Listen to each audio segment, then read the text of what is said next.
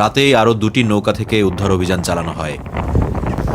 5টি অভিযানে উদ্ধারকৃতের সংখ্যা দাঁড়ায় 199 জনে। উদ্ধারকৃতরা সকলেই পশ্চিম আফ্রিকার বিভিন্ন দেশ থেকে শুরুতে সাহারা মরুভূমি পাড়ি দিয়ে উত্তর আফ্রিকা এবং তারপর ভূমধ্যসাগর পাড়ি দিয়ে ইটালির উদ্দেশ্যে রওনা হয়েছিলেন।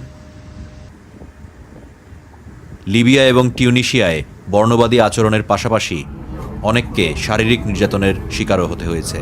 অনেকের শরীরে রয়েছে নানা আঘাতের চিহ্নও। 2 বছরের শিশুকে নিয়ে এই বিপজ্জনক যাত্রার গল্প শুনুন আইভরি কোস্ট থেকে আসা ম্যারির কাছ থেকে।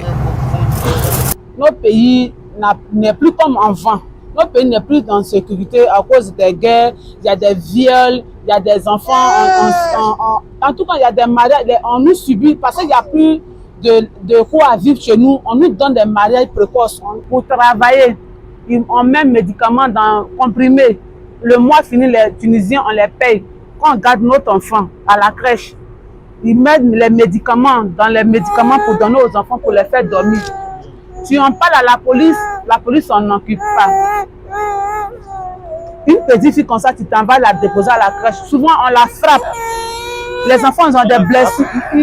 Les Tunisiens, quand tu envoies les enfants à la crèche, ils frappent les enfants. Ce mois dernier où le président a parlé pour dire qu'il ne veut plus les Noirs chez lui, ma patronne me devait mon salaire. J'ai travaillé, ne m'a pas payé plus de 4 mois de salaire. Je suis partie réclamer mon salaire. Donc c'est pour ça j'ai traversé la mer pour venir à l'aventure pour une vie meilleure pour ma famille et pour mes enfants. Parce que